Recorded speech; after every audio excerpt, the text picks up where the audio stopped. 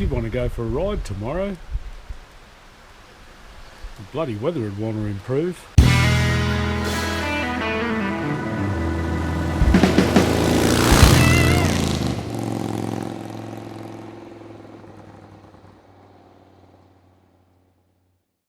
G'day everybody, welcome back. Just a quick update.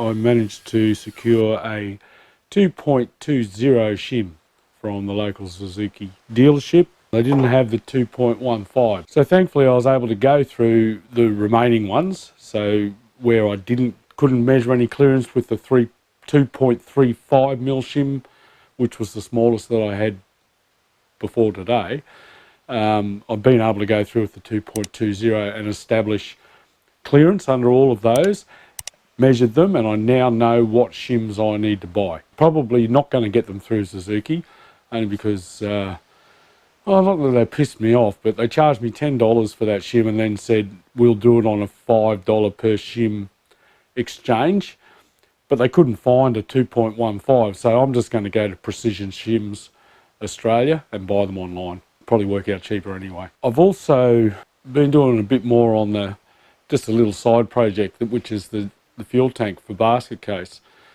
I dug all of the bog out of that fuel tank, so all of the body filler Bondo. I sanded it all out, and that thing has had more hits than Shirley Bassey. Have a look at the dents in this. This is the left-hand side of the tank.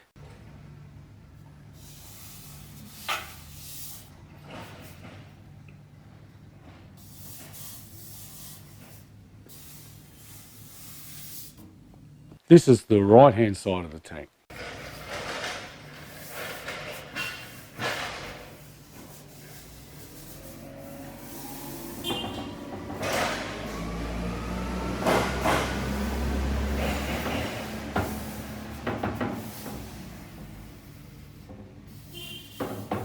So there's a couple of significant size bloody holes in that lot. A bit discouraging.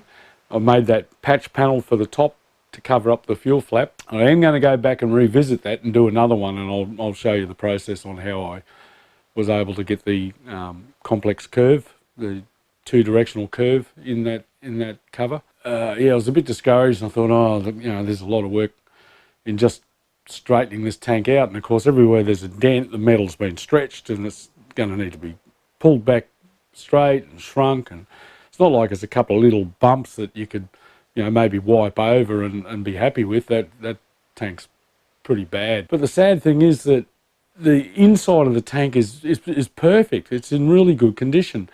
And then I thought, oh well, I'll go to Farm Fresh and have a look at the tank on that one.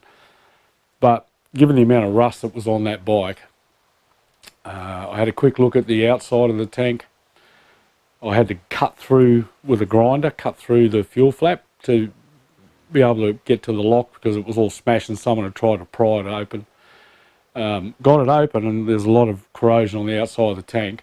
It's also got a couple of good dents in it as well, but that's without taking the paint off and seeing what else is hidden.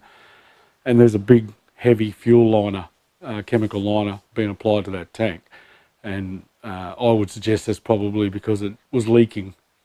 And when I start cutting and welding and mucking around, it's going to compromise that liner. So I think I've got another fuel tank, which is on another XS1100 that I picked up, but I don't want to touch that. I've got plans for that, and it doesn't include modifications. So we're back to the original replacement tank that I'd secured.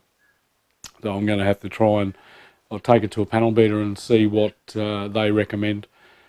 Remembering we are going to be cutting the top of the fuel flap out, and I'll probably be able to get an arm in there to maybe knock a few of those dents out, but they're going to take quite a bit of knocking, and you're not going to have a lot of room in there to swing because the hump comes up, the hump in the centre of the tank comes up quite high. Distinguished Gentleman's Ride, thank you for everyone whose support. We blew through the $1,000, and that is, I'm really happy about that.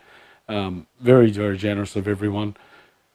What I'd really like to see is everybody doing it and raising money for such important causes for men's health, for suicide prevention and prostate cancer, both research and raising awareness. Yep, so that was about it.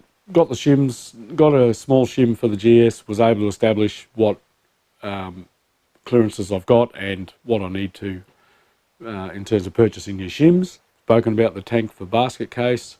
Thank you for the DGR support. Thanks for watching. Don't forget to like, subscribe and comment, and I'll catch you next time on Andy's Motorcycle Obsessions. Bye for now.